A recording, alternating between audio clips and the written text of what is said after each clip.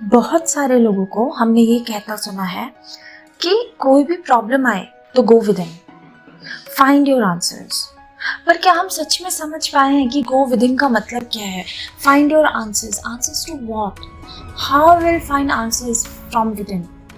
What do we exactly mean when we say कि अपने अंदर जाओ और खोजो? क्या खोजते हैं हम वहां पे? क्या आंसर्स हमें पाने की जरूरत है? Let's see that.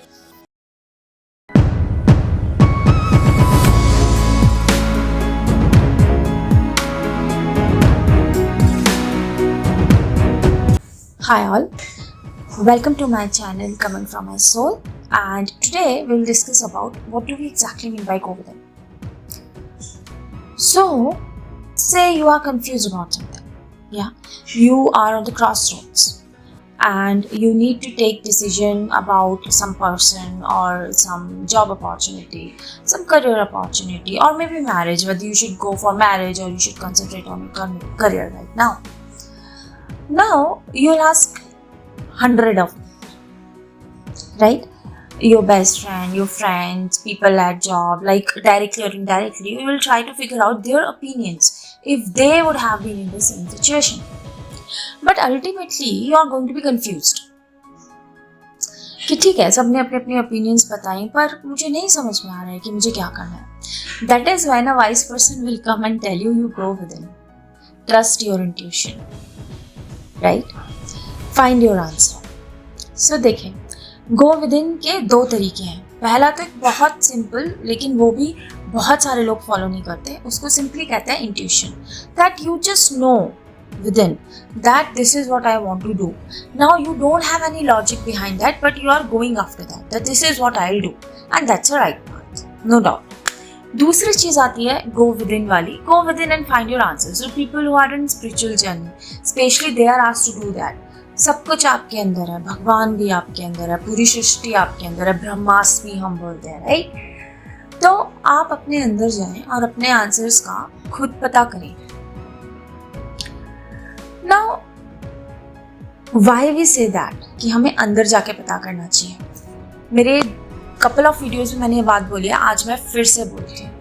देखिए यहाँ पे हुआ क्या, आपको बाहर की किसी चीज से परेशानी हुई, करेक्ट?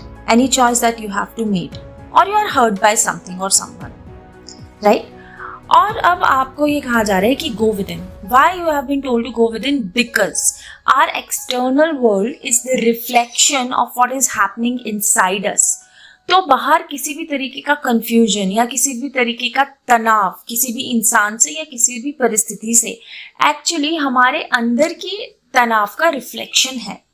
तो जब हम बोलते हैं गो विद इन, तो हमें जाके ये देखना है कि हमारे अंदर वो कौन सी जगह है जहाँ पे ये कंफ्यूजन ऑलरेडी डीपली बैठा हुआ है और अब वो बाहर आ गया है एक परिस्थिति के फॉर्म में, एक सिचुएशन के फॉर्म में, एक इंसान के फॉर्म में, एक कॉन्फ्लिक्ट के फॉर्म में, एक एग्रेशन के फॉर्म में.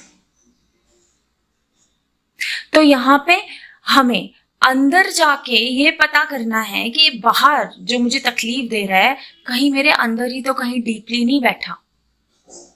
इसको कहते हैं go with in. And when you try to search that your own shadow sides, कि वो कौन सी चीजें हैं जो मेरे साथ, शैडो क्या होती है, आपके साथ साथ चलती है पर आपको दिखती नहीं है. शैडो हमेशा पीछे रहती है, करेक्ट? तो आपकी ऐसी शैडो साइड को खोज निकालना जिसकी वजह से आपको ये कन्फ्लिक्ट महसूस हो रहा है अपने माइंड और सोल के बीच में, इसको कहते हैं गो विद इन. अब इसके भी बहुत तरीके हैं. कुछ लोग मेडिटेशंस करते हैं and they try to go with in. Meditations के थ्रू अपना कर्मा भी उतारेंगे, मेडिटेशंस के थ्रू ही वो सेल्फ रियलाइजेशन में भी जाएंगे. पर गीता में लिखा है कि कलयुग में अगर आप बहुत ज्यादा मेडिटेशंस के थ्रू ही अचीव करने की कोशिश करेंगे तो आपको जन्म लग जाएंगे, क्योंकि कॉन्शियसनेस लेवल हम लोगों का इतना लो हो चुका है कि उस टाइप का फोकस, कंसंट्रेशन और डेडिकेशन हम लोग नहीं डेवलप कर पाते. तो वेदों में ही ऐसी ऐसी प्रैक्टिसेस हैं जिनके जरिए you can go with in. ठीक है? Mirror exercise, inner child healing, past life regression, ancestral healing, जिसको पितृदोष भी कहते हैं, सारे एनर्जेटिक फॉर्म में आपको इसी चीज में हेल्प करते हैं. So you do your research. आपको जो तरीका अपनाना है, आपको भक्ति मार्ग, ज्ञान मार्ग, कर्म योग जो अपनाना है वो अपना के please go within, sort out everything which is happening in external world, so that through those situations you are able to sort out yourself within.